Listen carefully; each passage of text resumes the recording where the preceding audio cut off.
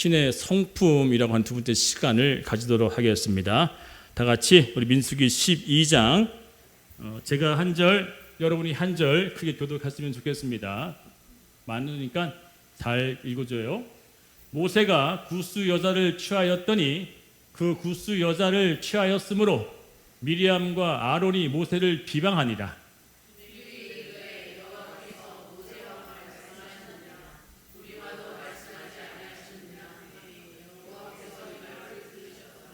좀 더 크게 읽어주세요. 이 사람 모세는 온유함이 지면의 모든 사람보다 더하더라.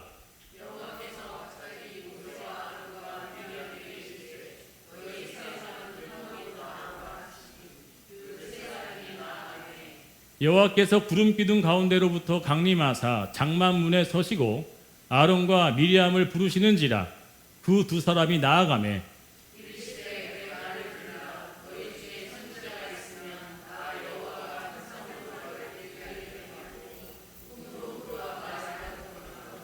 내 종 모세와는 그렇지 아니하니 그는 내 온 집에 충성함이라.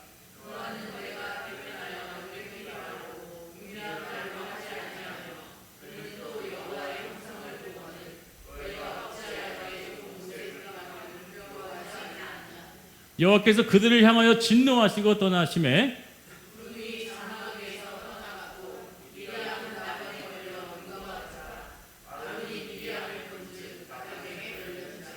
아론이 이에 모세에게 이르되 슬프도다. 내 주여, 우리가 어리석은 일을 하여 죄를 지었으나 청하건대 그 벌을 우리에게 돌리지 마소서.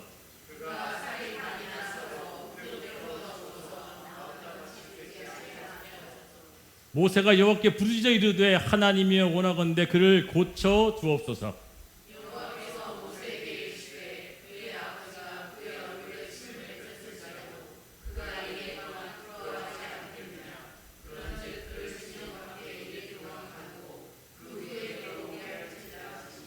이에 미리암이 진영 밖에 이레 동안 갇혀 있었고 백성은 그를 다시 돌아오게 하기까지 행진하지 아니하다가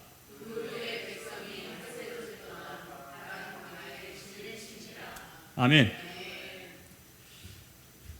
함께 따라했으면 좋겠습니다. 마음에 쓴물. 두 번째 시간으로 신의 성품에 관한 이야기를 전하고자 합니다. 오늘 설교를 하기 전부터 이 자리에 설 때까지 매우 무겁고 경건한 마음으로 서고 있습니다. 그 이유는 이번 주 내내 여러 차례 꿈으로 또한 성령의 감동으로 주시는 메시지가 있었습니다. 오늘 새벽 4시에도 그 꿈 때문에 제가 잠을 일찍 깨어서 또다시 말씀을 상고하고 또다시 재타이핑을 하면서 진정 어떤 말씀을 주고 쓰는 것이 하나님의 뜻인지를 또 묻고 또 물었습니다. 얼마나 답답하고 무거웠는지 기드온이 시험하듯이 제 자신을 시험하며 점검했습니다. 하나님, 제가 오늘 말씀을 전해야 할 텐데 하나님이 원하시는 음성을 전할 수 있는 도구로 쓰임 받아야 될 텐데 어떠한 것을 제하고 어떠한 것을 삽입하고 어떠한 것을 인간의 생각으로 전하지 않아야 하겠습니까? 제가 방법이 어디 있겠어요. 그래서 제비를 뽑았어요. 그 아침에. 하나님 말씀을 전할까요? 이러한 꿈의 내용을 전할까요? 하나님께서 하지 말라. 그래서 완벽히 그런 부분은 드러내고 순전히 하나님 원하시는 말씀만 다시 한번 재타이핑해서 이 새벽에 다시 탈고된 원고로 섰습니다. 꿈의 이야기는 설교 시간엔 하지 않도록 하겠습니다. 그러나 분명한 것은 이번 주 내내 여러 차례 꿈을 통해 짐작하고 감지할 수 있는 것이 있었습니다. 하나님의 은혜를 겸손하게 받을 영혼과 그렇지 못한 영혼이 이곳에 있을 수 있다는 거예요. 인간적으로 매우 안타깝고 애석하지만 예수님을 배반할 제자 12명의 식탁에 있었던 것처럼 이들 중에 나를 배신할 자가 있다라고 했을 때 마지막 기회를 주는 예수님의 권면이었고 그 권면의 마음이 어떠한 마음을 들고 섰는지 제가 조금이나 이해가 됩니다. 오늘 본문은 우리가 잘 알고 있는 사건입니다. 모세가 인간적인 실수를 범했죠. 명백히 이방 여인 구스 여인을 취한 것은 전통적 율법으로 옳은 행실을 하지 못한 것입니다. 그런데 이 여인을 아내로 맞이함으로 말미암아 가족이었던 미리암과 아론이 모세를 비방하고 헌담했던 사건입니다. 이 사건으로 하나님께서는 모세의 실수를 덮고자 함이 아니라 모세의 권위와 하나님이 세우셨던 종에 대한 대항하고자 했었던 그 미리암과 아론을 나병이라고 하는 질병을 보내심으로 그들에게 징벌 하시고 징계하신 모습을 볼 수 있었습니다. 아론과 미리암이 모세를 비방함으로 얻은 징계로 나병이 누구에게 발생했나요? 분명히 성경이 이야기합니다. 미리암과 아론이 모세를 험담했다, 비방했다, 그들에게 있는 뒷담화를 속닥속닥 여겼다는 거예요. 그런데 이상하게 이 두 사람이 동일하게 모세를 비방했는데 아론을 제외한 미리암만 나병이 걸렸고 미리암만 추방을 당했습니다. 도대체 왜 이 두 사람이 똑같이 헌담하고 똑같이 뒷담화를 나누는데 왜 하나님께서는 미리암에게만 나병과 징계를 내리셨을까요? 나병은 여러분 잘 알듯이 전염병입니다. 이 전염이라는 것은 손쓸 수 없이 급속도로 전파됩니다. 언제 어떻게 전파되는지 알 수 있어요? 몰라요? 몰라요. 전혀 알 수도 없이 자연적으로 전파되어져서 일파만파 퍼지는 것이 전염병입니다. 미리암은 결국 진영 밖으로 7일 동안 격리되는 처분을 받았습니다. 비방의 전염병, 뒷담화의 그 헌담에 대한 전염병은 영적인 측면에 볼 수 있다면 한 가지 매우 좋은 가르침이 있습니다. 그것은 공동체 안에 병들게 만드는 것이 다름 아닌 부정의 말이 병들게 하는 파급이 크다는 거예요. 말씀은 눈으로 듣는다고 제가 말씀드렸어요. 여러분, 오늘 주제를 다루기 전에 나병이라는 병이 어떻게 발병이 하는지를 아셔야 됩니다. 썩어간다는 거예요. 나병이 뭐라고요? 썩어가는 거예요. 썩어가는 거. 근데 썩어가는데 안다 모른다. 모른다는 거예요. 여러분, 나병 환자가요, 자기 살이 불에 딱 추워가지고 손을 비벼가면서 불을 쬐고 있는데 고기 구운 냄새가 옆에서 살살 나요. 누구 손이 타는 거예요? 자기 손이 타고 들어가지도 몰라요. 왜요? 뭐가 죽었기 때문에? 신경, 감각이 죽었기 때문에. 영적으로 감각이 죽은 사람들은 내 속에 사랑이 있는지 없는지 도무지 알 수 없어요. 예수를 믿는다고 하면서도 내가 정말 예수를 믿는 사람인지에 대한 정확한 근거의 척도와 기준점은 뭐라고요? 사랑이 있느냐 없느냐예요. 의학적 용어로 썩어간다는 것은요, 곪는다고는 표현을 하죠. 제가 그날 금요일 날 이 말씀을 들고 그대로 쓰겠다고 했지만 원고를 완전히 뒤바꿨어요. 왜요? 인간적인 제 생각이 조금이라도 들어가게 되어지면 하나님이 저에게 진노할 수 있을 거라고 저는 생각이 들어요. 또 탈거하고 또 제거하고 또 하물며 제비를 뽑아가면서까지도 주님, 이 단락은, 이 문장은, 이 용어는 제가 드러내겠습니다. 원하십니까? 네, 알겠습니다. 그래서 제가 지금은 철저히 원고의 근거에서 말씀을 전하고 있습니다. 처음엔 작기 시작한 것부터 시작합니다. 마치 종기처럼 시작되어진 것처럼 시작되어졌다가 점점점 놔두면 어떻게 돼요? 살이 썩어져 들어가고요, 고름이 차가지고 점점점 어떻게 돼요? 내 정상적인 몸보다 죽어가는 살이 더 많아지는 게 문둥병이에요. 급기야는 살까지만 썩는 것이 아니라 뼈까지 침투해가지고요, 마디가 떨어져 나가버려요. 손가락이 하나씩 떨어져 나가고요, 코, 귀 튀어나오고 돌출 나온 부분이 다 떨어져 나가는 것이 나병이에요. 그런데 나만 그렇게 되는 것이 아니에요. 그런데 오늘 이 질병을 나병으로 비유한 이유가 뭐냐면, 비방과 헌담을 가진 사람들이 그렇게 역할하는 것이 교회에 문제를 일으킬 수밖에 없기 때문에 그냥 놔두면 자기도 죽고 누구도 죽어요? 반응해 주세요. 누구도 죽어요? 남도 죽이는 거예요. 부정의 말인 헌담이 그렇다는 겁니다. 우리의 공동체에 부흥을 주시기 위해서 이러한 말씀을 주시는구나 라고 하는 깨달음이 있습니다. 하나님은 어떤 일들을 벌이기 전에 항상 뭘 하시냐면 폭풍을 일으키세요. 항상 청소를 하세요. 왜요? 하나님은 거룩한 분이시기 때문에 하나님이 일절 원하지 않는 것들을 하나님께서 먼저 제하시고 회복시키시고 그걸 치유하신 다음에 그 다음 일을 행하시는 분이세요. 저는 이 말씀을 주시면서 그런 일들을 드러나게 하시는 일들의 이유가 뭐냐 곰곰이 생각해 봤더니 하나님께서 이제 이 교회에 부흥을 주시겠다는 것 같아요. 저는 그렇게 믿습니다. 그런데 이런 얘기를 성도님들에게 하게 되어지면, 목사님, 저는 그런 들을 가진 게 아니에요. 저는 그런 사람에게 악의를 가지고 한 게 아닙니다. 왜 그렇게 상처를 받았는지 좀 이해가 좀 안 되네요. 저는 아무렇지 않게 내뱉은 말인데 그런 파급을 익히려고 제가 어떠한 전략과 어떠한 시나리오를 써서 그렇게 악하게 한 마음이 아닙니다. 예, 잘 알죠. 충분히 이해합니다. 그런 나쁜 저희와 어떤 전략적인 시나리오를 갖고 한다는 것은 그것은 몹쓸 짓이고 나쁜 짓이겠죠. 그러나 오늘 잠언서에 하나님께서 두 가지 혀가 있다라고 얘기를 해요. 금요일 날 나오셨던 분들은 그 혀가 무엇인지에 대한 것인지 반드시 점검하고 내가 가지고 있는 이 혀가 어떤 혀인지를 한번 확인해 봐야 된다는 겁니다. 부지 중에 꺼낸 말, 볼멘 소리, 불평, 그때 동안 그냥 넋두리 이런 모든 것들도 하나님께서는 뭐 하신다고 그랬어요? 들으신다고 그랬어요. 하물며 내가 내뱉는 한숨 소리도 들으신다 하는데 내 음성 속에 담겨있는 내 중심의 마음으로부터 올라왔던 그 이야기가 어떤 혀로부터 나오느냐? 잠언서 15장 4절입니다. 다 같이 크게 읽습니다. 시작.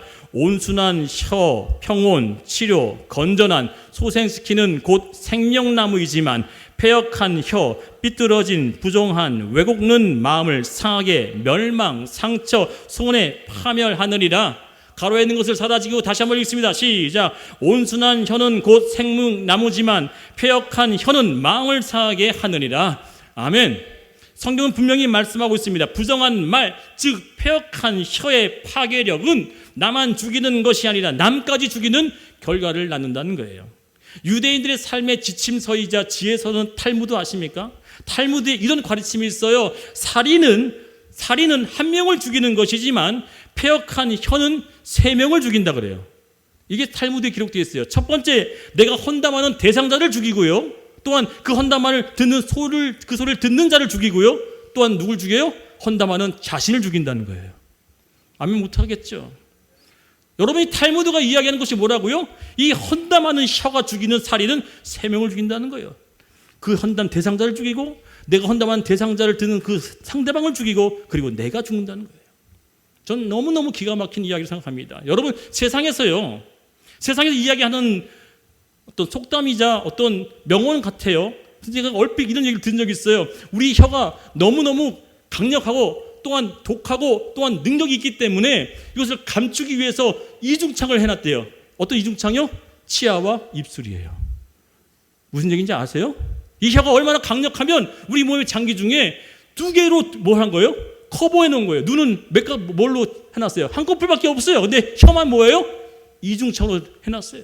그만큼 우리 혀가 얼마나 중요한지를 아셔야 한다는 겁니다. 그 이유는 뭐냐면 하나님은 이 모든 세계를 뭘로 창조하셨어요? 말로 창조하셨어요. 그 말의 권능을 우리 인간에게 줬기 때문에 우리 인간이 가지고 이 말이 얼마나 능력이 있는지를 안다면 내가 뱉는 그 이야기가 마치 아무런 이야기가 아닌 것으로 이야기했다 할지라도 하나님은 그 이야기를 듣는다는 겁니다. 성경에서는 헌담을 어디까지 적용해서 보는지 아십니까? 여러분 가볍게 얘기하고 있는 그 헌담, 뒷담화, 또 남의 비방하는 이야기를 살인하는 것으로 취급하고 있습니다. 마태복음 5장에 보게 되면 실제적인 살인을 어디까지 경계를 두느냐? 형제에게 이렇게 얘기합니다. 한번 볼까요? 마태복음 5장 22절입니다. 시작. 나는 너희에게 이르노니 형제에게 노하는 자마다 심판을 받게 되고 형제를 대하여 나가라 하는 자는 공회에 잡혀가게 되고 미련한 놈이라 하는 자는 지옥불에 들어가게 되니라. 여러분 이렇게 다른 상대 앞에서 이런 병신 같은 놈, 바보 같은 놈, 천치, 불구 이렇게 대놓고 욕하지는 않죠. 근데 어떻게 해요? 빙 둘려서 마치 나보다 정말 못하고 부족하고 마음에 안 든 사람처럼 취급하는 그 모든 것들이 뭐예요? 라가예요. 못마땅하게 여기고 내 눈에 정말 끼쳐지지 않는 정말 불만족스러운 이런 이야기로 이야기하는 것을 뭐라고 얘기해요? 살인함과 똑같다고 얘기하는 거예요. 우리는 이렇게 하고 있는 내 혀에 대한 부분을 마치 아무것도 아닌 것처럼 우리는 우리 혀에 남을 죽이는 칼이 있지 않습니까? 나의 혀는 패역한 혀입니까? 아니면 온순한 혀입니까? 독이 있고 날카롭게 날이 서 있는 패역한 혀로 남을 죽이고 나도 죽고 듣지 못하게 했던 대상자도 죽인다면은 여러분 보세요. 누군가를 깔보고 높이기보단 낮추고 싶어 해서 내뱉었던 그 모든 패역한 혀를 가지고 있다면 하나님은 그 혀를 정말 잘 쓰고 있구나 라고 얘기하실까요? 그렇지 않을 거란 말이죠. 칭찬하고 축복하고 확 격려하고 위로할 수 있는 혀가 된다면 그것은 온순한 혀, 평안케 되어지고 치료케 하여지는 혀가 되어진다는 것을 분명히 알 수 있습니다.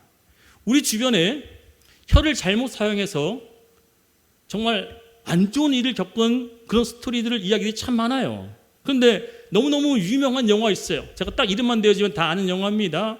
해외에서도 그 영화 때문에 제가 한국인이었던 것에 되게 자부감을 느꼈던 때가 있었어요. 바로 올드보이. 최민식이 출연했던 올드보이 영화를 아마 다 보셨을 거라 생각합니다. 너무너무 유명한 영화죠. 이 영화의 스토리는 이렇습니다. 최민식이 어린 학생 때 친구 중 근친상간하는 그때 당시 때 배우 누구였어요? 유지태. 보신 분 다 아시죠? 그 두 사람이 온유에 있었는데요. 근친상간하는 것을 학교 어떤 그런 작업실에서 보게 되어졌어요. 목격했어요. 근데 너무나도 가볍게 여겨졌던 이 최민식이가 전학하고 이사하는 날에 자기 친구한테 뭐라고 얘기해요? 그냥 그런 거 봤다라고 이렇게 툭 얘기를 던졌어요. 근데 그것이 일파만파 퍼져가지고 그 소식이 자기 유지태 누나의 귀까지 들어간 거예요. 그래서 이 유지태 누나가 어떻게 했습니까? 저만 봤나 보죠? 그래요. 여러분들 올드보이 보면 그 내용이 어떤 내용이에요? 무슨 교훈이 있습니까? 맨 나중에 그게 결국 어떻게 해서 유지태가 그 잘못 뱉었던 세치어의 말로 전했던 그 비방의 얘기, 헌담의 얘기로 자기 누이가 자살하고 말아요. 그래서 그에 대한 복수하기 위해서 15년간 감옥에 가두고 만두만 먹이죠. 그리고 탈출시켜 놓고서 그다음부터 그가 똑같이 뭐하게 만들어요? 자기 딸과 근친상간하게 만들어서 그것을 나중에 딱 드러내게 한 다음에 놀래 자빠졌던 그 상황의 마지막 결말이 어떻게 됩니까? 이 올드보이 주인공이었던 최민식이 가위로 자기 혀를 잘라버리죠. 여러분, 영화 같지만 성경은 패역한 혀를 잘라내어보려고 얘기하고 있습니다. 우리의 패역한 혀가 얼마나 남을 많이 죽이고 또 대상자를 죽이며 또한 내 자신도 죽이는지 안다면 그 패역한 혀가 얼마나 내게서 쓸모없는지를 아셔야 한다는 거예요. 좋은 공동체를 만들기 원하십니까? 다시 물어볼게요. 좋은 공동체를 만들기 원하십니까? 그렇다면 내 혀가 어떻게 작용을 하는지 따라서 그 혀가 생명나무를 또한 열매를 맺을 수 있도록 역사할 줄 전 믿습니다. 온순한 혀 또한 반대적인 패역한 혀는요, 내가 속해 있는 그 공동체, 직장, 또 가정, 하물며 내 지인, 가까운 지인 속에서도 내 패역한 혀가 얼마나 잘못된 것으로 쓰임받게 되어지면은 어떤 결과가 되어지는지는 너무나도 잘 나와 있습니다. 잠언서 16장, 18장, 22장 다 혀에 대한 이야기인데 혀는 어떻게 되어진다고 써 있습니까? 죽고 사는 것이 혀에 달렸나니. 또 모든 자들은 혀에 뭐로 열매를 먹는데요? 혀의 권세로 말미암아 열매를 먹는다고 얘기했습니다. 내가 뱉는 그 모든 말들로 다시금 그게 나에게 돌아온다는 거예요. 여러분, 정상적인 사람들 가만히 보세요. 아니, 여러분께 묻습니다. 누군가 여러분 찾아와서요, 대놓고 남을 헌담하거나 비방하면 그 얘기는 정말 듣기 좋아서 막 화답할 수 있어요. 그러나 진짜 정상적인 사람은 뭐라고 생각하는지 아세요? 이 사람은 멀리 해야 될 사람이겠구나, 주의해야 될 사람이겠구나, 이 사람이 또 나에게도 그런 얘기 똑같이 할까 안 할까? 여러분, 할 것 같아요, 안 할 것 같아요? 100% 합니다. 100% 합니다. 목사님, 가볍게 한 뒷담화, 그냥 가볍게 저희 한 이 얘기에 대해서 너무 무섭게 설교하시는 거 아닙니까? 아니요. 성경은 헌담과 비방에 대해서 공동체의 시작과 부흥의 절대적인 악인 것을 철저히 이야기하고 계십니다. 출애굽한 후에 광야에 딱 들어가자마자 시작되어졌던 과정이 뭐였어요? 미리암과 그 아론을 벌 주실 것부터 시작하였어요. 7일 동안 격리시키고 회개할 수 있는 기회를 줬어요. 제가 오늘 첫 서론에 이렇게 기록했습니다. 오늘 이 말씀을 듣고 누군가는 깨닫는 자가 있고 누군가는 돌아설 자가 있다고 그랬어요. 이 얘기를 그대로 썼어요, 제가. 그런데 이 얘기를 쓴 이유가 뭐냐면 잠언서 18장 8절을 우리는 그냥 듣고 가벼이 이겼던 이 말씀인데 이 말씀에 기록되어 있는 내용이 무엇이냐 알게 되어지면 깜짝 놀랍니다. 다 같이 잠언서 18장 8절 읽습니다. 시작. 남의 말하기를 좋아하는 자의 말은 별식과 같아서 뱃속 깊은 데로 내려가느니라. 자, 여기 보게 되어지면 라함이라고 하는 별식이 뭐래요? 맛있는 음식이래요? 아니에요. 이 본문의 해석은 정확히 어떻게 되어집니까? 상처내고 골마지게 만들고 썩게 만드는 것과 같다는 거예요. 즉 우리 주변에 그냥 남의 이야기하기 좋아하고 헌담함을 비방하는 이야기들, 여러분 가만히 보세요. 하나님이 함께 하신 교회 가장 1순위를 빼앗아 내어지는 자들이 누구냐? 하나님께서 늘 하나님을 비방하거나 교회를 또 안 좋게 만드는 이야기를 하거나 또한 성도들 서로 부정하게 만들고 이간질시켜지는 그 혀를 하나님께서 가장 미워하신다는 거예요. 목사님, 저는 연예인처럼 누굴 자살하게 만들 만큼의 그런 얘기 없는 얘기를 지어서 하는 얘기 한 적이 없어요. 교회 지체를 매도하기 위해서 또 생매장시키기 위해서 했었던 말도 아닙니다. 그냥 있는 사실 그대로 전한 것뿐입니다. 예, 그렇게 하셨을 거라고 잘 압니다. 부족한 것이 보였겠죠. 내가 마음에 들지 않은 것이 내 안에 드러났겠었죠. 예, 그렇기 때문에 그것을 사실대로 전했다고 봅니다. 그런데 참으로 감사한 게 이번 주 금요일 날 이 얘기를 나누고 있었는데 참석했던 분들 다 아실 거예요. 그날 참석했던 분들 중에 한 명씩 돌아가면서 이런 얘기를 했어요. 제가 일부러 시킨 것도 아니에요. 오히려 마무리를 하려고 하는 그 찰나에 여기 앞에 앉아있는 이 김도연이가 목사님 저 할 말이 있어요. 그리고 이런 얘기를 합니다. 저희보다 나이가 한참 2배나 어리는 학생이에요. 저보다 나이가 2배나 훨씬 더 많은 차이가 나아지는 학생인데 우리 모든 어른들을 부끄럽게 만들었어요. 계셨던 분은 아마 다 기억하실 거예요. 뭐라고 얘기했었죠? 교회 부족을 봤습니까? 목사님의 흠을 보았습니까? 성도의 약함을 봤습니까? 저는 그것을 오히려 뭐 한다고 그랬어요? 덮어주고 기도하는 것이 맞다고 생각합니다.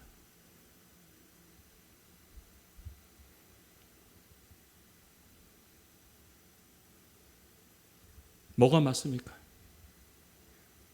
뭐가 하나님의 사랑입니까? 정말 죽일 만큼 세상에서 돌 맞아서 할 만큼의 그런 일을 저질렀고, 여러분 유명한 목사 계시잖아요. 전병훈 목사님. 성추행, 성폭행을 해가지고서 파문이 일어났던 그 목사님을 한 명도 안 따라갈 줄 알았어요. 그런데도 수백 명이 따라가요. 그분들에게 인터뷰를 해요. 반대적인 사람들이 이렇게 얘기를 해요. 가늠받아 현장에 붙잡혔던 여인도 뭐 했다고 그랬어요? 용서해 주는 게 예수님인데 내가 뭐라고 저 목사님을 정죄하고 돌을 던질 수 있겠습니까? 같은 죄인끼리 하나님을 찾는 자로서 저는 따라갑니다. 우리 도연이의 이야기가 제 마음을 위로해 줬어요. 성도들 가운데 부족한 게 있을 수 있어요. 예, 오랜 시간을 지나면 지날수록 더 흠이 많이 보일까요? 적게 보일까요? 더 많이 보일 수밖에 없어요. 더 가까워지면 더 많은 것이 보일 수밖에 없어요. 그런데 이 도연이가 그런 얘기를 시키려고 하지도 않았는데 마지막 이게 할 말이 있었는데 목사님 제가 이 얘기 좀 했으면 좋겠습니다. 불평과 헌담을 하기보단 덮어주고 기도해 주는 것이 하나님이 원하시는 것 같습니다 라고 하는 얘기로 도연이가 이 모두를 숙연하게 만들었어요. 이 답변에 어느 누구도 반론할 수 없을 거라고 믿습니다. 왜냐? 그것이 예수님의 가르침이기 때문입니다. 허물을 받습니까? 여러분 보기에 마음이 내키지 않는 일이 생겼습니까? 예. 모세가 있었던 그 모습 당연히 비방받아야 되죠. 당연히 질타받아야 되죠. 그런데도 불구하고 하나님 뭘 원하셨다는 거예요? 용서와 사랑을 원하셨다는 거예요. 그런데 미리암과 아론이 가족이면서도까지도 더 돌봐주고 보호해줄 사람인데도 불구하고, 아니 더 명확히 이야기할게요. 그리스도가 머리며 각 지체로 불렀던 한 지체인데도 불구하고 그 못난 모습을 보면서 뭐가 쓸모시 없다라고 이야기하는 그것이 뭘 공격하는 거라고 하는 거예요? 머리이신 예수를 공격하는 것과 똑같다는 겁니다. 베드로전서 4장 8절은 그래서 이렇게 종교를 짓고 마무리를 짓습니다. 다 같이 크게 했습니다. 시작. 무엇보다도 뜨겁게 서로 사랑할지니 사랑은 허다한 죄를 덮느니라. 아멘. 어머 집사님 봤어? 어머 그거 알아? 나 진짜 이것만 알고 있는데 너무 고통스러워. 예, 직접 또 얘기하기 싫으니까 뭐예요? 낚시를 사용하죠. 그 사람들 이 얘기를 듣고서 호기심을 느끼게 만들어서 이야기를 흘러내립니다. 마치 그를 도와주는 것처럼 이야기하면서까지 그를 보호한다는 차원으로 나쁜 것을 흘립니다. 정말 하나님 앞에서 떳떳하게 그런 마음을 가질 수 있다고 한다면 계속 하십시오. 그러나 진짜 하나님의 사랑은 허다한 죄를 덮어주면서부터 시작됨을 믿습니다. 저와 여러분이 만약에 제가 이런 얘기할 자격도 없지만 저 역시도 그 허물에 덮음이 없으면 설 수 없는 자예요. 여러분이 똑같이 여러분의 허물, 여러분이 드러낼 그런 죄악된 것들을 하나님께서 여러분이 까발리고 다 드러낸다면 어느 누구 앞에 여기서 설 자가 누가 있겠습니까? 그러나 하나님께서는 내게 주신 혀가 패역한 혀로도만 쓰일 수 있지만 오늘 희망적인 뉴스가 뭡니까? 따라했으면 좋겠습니다. 내 혀가 크게 따라해 주시기 바랍니다. 내 혀가 패역한 혀에서 온순한 혀로 쓰임 받을 수 있다. 믿습니까? 하나님 그걸 말씀하시는 거예요. 너 패역한 혀를 가진 너 잘못됐구나. 너 떠나. 제거돼. 너 징계받아. 이게 아니라 패역한 혀를 가졌던 자에게 희망적인 소식은 뭐예요? 온순한 혀도 가질 수 있다는 거예요. 전 여러분에게 그 온순한 혀가 되기를 바랍니다. 그 온순한 혀가 뭔지 아십니까? 패역한 혀의 반대적인 것을 얘기하는 게 아니에요. 온순한 혀는 바로 잘되고 행복해지고 건강해지고 또한 그 모든 것들이 정말 발전적으로 할 수 있을 만큼의 이야기들. 그건 뭐예요? 너무 멋있어요. 한번 해봅시다. 집살이 너무 예쁘고 멋있네요. 시작. 여기 진심이 아니까 안 나오죠? 그럼 다시 한번 시작. 집살이 너무 멋있고 너무 정말 훌륭합니다. 여러분, 진심이 어디서 나와요? 어디서 나와요? 여기서 나와요? 여러분, 이 혀가 어디서 통제를 봐요? 그래서 제가 얘기 안 한 거예요. 이중창으로 막고 있는 이 혀를 통제할 수 있는 게 어디서 나온다는 거예요? 마음에서 나온다는 거예요. 할렐루야. 함부로 통제할 수 없어서 가둬뒀던 이중창, 입술과 치아로 막아뒀던 이 혀를 하나님께서 통제할 수 있도록, 잘 통제할 수 있도록 어디다 기준점을 뒀냐면 마음에 뒀다는 거예요. 그래서 뭐냐면 네 마음에 쌓은 것이 그 입으로 나온다는 거예요. 그래서 하나님은 우리에게 뭘 쌓아두라고 얘기하시냐?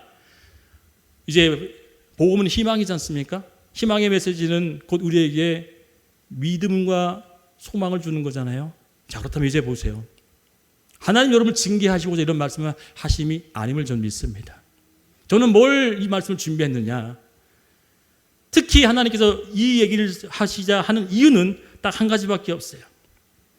구스 여자를 취하여서 그것을 비방했었던 이 미리암과 아론 중에 왜 아론만 벌을 안 받고 미리암만 벌을 받았는지 궁금하신 분 아멘.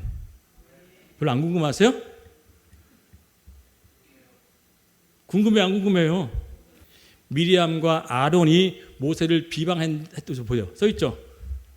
미리암과 아론이 모세를 비방했다. 이 비방이라고 하는 것이 바로 아까 얘기한 것은 패역한 혀가 가지는 말을 했다는 거예요. 그런데 이 잘못에 대해서 모세를 두둔하고자 하는 게 아니에요. 이 앞에 있는 목사를 두둔하고자 싶어서 이야기하는 것도 아니에요.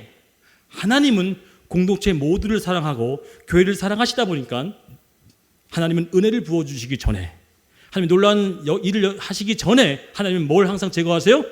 거룩지 못한 것, 온전치 못한 것을 제거하신 후에 하나님 앞에 놀라운 것을 펼쳐보이기 원하신다는 거예요. 이 말씀이 곧 그 이야기 때문에 한편은 매우 저는 믿음이 생기고 기분이 좋습니다. 그 이유가 뭐라고요? 하나님이 이를 행할 줄 믿습니다. 그렇다면 딱 한 가지, 아론과 미리암 중에 아론을 제외하고 미리암만 벌받은 이유는 원문 1절의 마지막 단어였던 비방하니다의 해답이 있습니다. 우리나라 말에는요, 성별의 차이가 없습니다.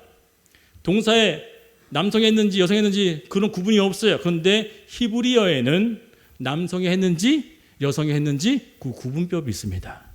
근데 이 비방하느니라가 뭘로 되어 있냐면 바로 다바르라고 하는 이 단어가 3인칭 여성 단수로 써 있어요. 그럼 누가 했다는 거예요? 누가 시작했다는 거예요? 누가 먼저 했다는 얘기예요? 미리암이 먼저 시작했다는 거예요. 그래서 하나님은 뭘 주시한 자? 먼저 시작한 사람에게 하나님은 스탑, 이제 그만, 그것이 잘못된 거야 라고 하시는 거예요. 하나님은 오늘도 우리에게 말씀하십니다. 아무도 문제를 삼지 않고 그냥 덮어서 갈 수 있고 기도해 줄 수 있고, 오히려 하나님 이렇게 연약한 부분, 이렇게 부족한 부분, 이렇게 약한 이 교회와 이 지체들을 하나님께서 구해 주시고 축복해 주세요라고 기도하기보다는 그것을 까발려서 헌담하고 비방했던 그 혀를 하나님께서는 얘야 너 지금 뭐 하고 있니? 라고 한다면 우리는 어떻게 대답할 수 있겠습니까? 하나님 이거 힘들잖아요, 이거 맞는 얘기잖아요, 이렇게 정당하게 이야기할 수가 없다는 거예요. 왜요? 내 죄가 그 죄와 똑같기 때문에요. 누가복음 6장 45절, 그래서 하나님은 우리에게 그 마음을 지키기 위해서 그 입술의 제어가 아니라, 여러분 혀 제어한다고 생각하지 마세요. 혀를 제어하기 가장 쉬운 방법은 한 가지밖에 없습니다. 내 마음에 쌓아져 있는 것이 입으로 나온다고 누가복음 6장 45절 말씀합니다. 같이 읽어요. 시작. 선한 사람은 마음에 쌓은 선에서 선을 내고 악한 자는 그 쌓은 악에서 악을 내나니 이는 마음에 가득한 것을 입으로 말함이니라. 아멘. 여러분 직장에서, 여러분 주변에서, 교회에서 입만 열면 불평하고 입만 열면 투정하고 그런 사람 있습니까? 그 사람 마음에 뭐가 있다는 얘기예요. 쌓아져 있는 것 때문에 그게 나오는 거예요. 여러분 잘 보시란 말이에요. 그런 사람 옆에 두게 되면 죄송하지만 패역한 혀가 주는 것은 뭐라고 했어요? 모든 것들이 멸망시키게 만드는 거예요. 할렐루야. 내 주변에 그런 사람을 두면 둘수록 사업이 안 됩니다. 직장생활 무너집니다. 교회도 더 마찬가지겠죠. 근데 어떠한 혀가 있는 사람? 너무 좋아요. 너무 잘 될 것 같아요. 정말 기쁘다. 감사합니다. 이런 혀가 되어진, 온순한 혀가 되어진 것은 뭘로 나타나는데요? 생명나무로 나타납니다. 할렐루야. 온순한 혀가 어떻게 나타나냐고요? 생명나무로 나타난대요. 없는 것에도 생명으로 나타난대요. 어떤 혀가? 온순한 혀가. 저는 여러분에게 사랑의 마음으로 권면합니다. 마음에 쓴물이 가득하기 때문에 나오는 거래요. 제가 이 말씀을 준비하면서 여러 심리학자들, 여러 그런 전문가들이 얘기를 들어봐요. 왜 남의 말을 헌담할까? 그 사람의 심리는 뭘까? 왜 그렇게 할까? 제가 이해가 되면서 눈물이 핑 돌아요. 어떤 한 학자가 그런 얘기를 해요. 그렇게 남의 말을 하기 좋아하고 비방하고 헌담하는 사람은 그 마음에 상처가 많기 때문이라는 거예요. 그도 그런 상처 때문에 자기를 방어하기 위해서 내뱉는 이야기라는 거예요. 예, 맞더라는 거예요. 사랑하는 성도 여러분, 원리는 간단합니다. 내 안에 마음의 호수에 쓴물이 담겨 있으면 뭐가 나와요? 쓴물이 나와요. 그러나 내 마음의 호수에 단물이 담겨 있으면 단물이 나올 줄 믿습니다. 그래서 마라의 쓴물에, 잘 보세요. 여러분, 마라의 쓴물이 이스라엘 백성들이 불평하고 원망하던 그 행진 속에 첫 번째 만났던 뭐였어요? 마셔야 될 물이었어요. 근데 그 물이 어떻게 됐대요? 써서 마실 수 없대요. 근데 그 원문을 보면 마시면 죽는 물이에요. 그러다 보니까 아무도 목이 말라 죽겠는데 물도 못 마셔요. 근데 물은 일하고 있어요. 마시면 죽는 거예요. 그런데 놀라운 일이 벌어집니다. 하나님께서 모세에게 얘기합니다. 모세야, 저기 있는 저 막대기를 취해서 뭐 해라? 저 물 안에 처음 얘기입니까? 김선미 지사님, 뭐라 그래요? 처음 들은 이야기예요? 예. 설명해 드릴게요. 이제 잊어버리지 마세요. 나뭇가지 하나 취해서 그 쓰서 못 마시는 물에 뭐 해라? 던져라 그래요. 아무 쓸모없는 나뭇가지 하나인데. 그래서 그 나뭇가지가 뭘 의미했는지 다 아실 겁니다. 늘 그 나뭇가지, 모세의 지팡이, 장대에 매달린 나뭇가지, 그 모든 장대에 든 나무는 뭘 의미합니까? 예수의 십자가를 얘기하는 거예요.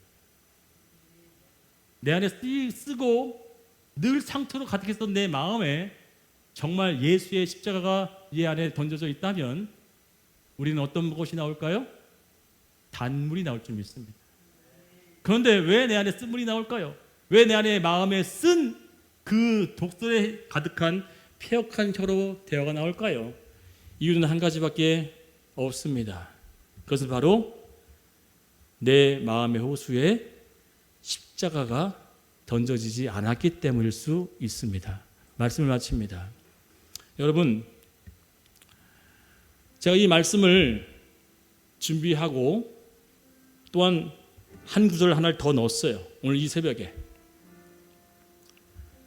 이 앞에 서 있는 이 목사, 여러분 앞에 왜 부끄러운 게 없고 왜 모자란 게 없겠어요? 내가 내 배로 나서 난 자녀도 다 만족해요? 다 만족하세요? 안 하세요? 다 만족하세요? 하나도 안 믿는가 보죠? 내 배로 난 아이도 때로는 못마땅하고 만족을 못하는데 하물 얘 앞에 있는 이 목사 어떻게 만족하겠어요? 또한 내 옆에 있는 사람들 다 만족스러워요? 그런데 하나님은 이렇게 얘기하시는 거예요. 내가 머리고 너희 각각은 뭐라? 지체다 얘기해요. 이런 얘기가 있을 것 같습니다. 어쩌면 성경에서 네 아비보다 네 아내보다 네 시어머니보다 뭐 하래요? 나를 더 사랑하라 그랬어요. 말도 안 되죠. 내 가족 다 덜 사랑하고 예수를 더 사랑하래요. 그러면 이 얘기는 다른 말로 얘기하자면 예수가 머리 되어지고 붙여놨던 지체들은 가족보다 어떻게 더하는 존재라는 거예요? 사랑해야 될 존재라는 거예요. 하나님은 지금 이 시간, 지금 이 타이밍에 2025년 6월 1일 날 붙여놓은 성도라고 하는 여러분과 제가 어떤 자로 붙여놨다고요?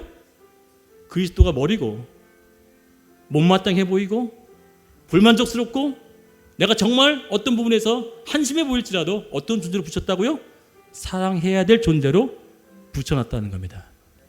아멘인가요? 정말 아멘인가요? 여길 떠나서 또 다른 교회에 가시면 그 교회 목사님, 그 교회 성도 마찬가지예요. 하나님은 늘 이렇게 시작하셨어요. 내가 교회의 머리고 너희는 뭐다? 각 지체다. 드림교회의 머리고 너희는 각 지체니 서로 사랑해라.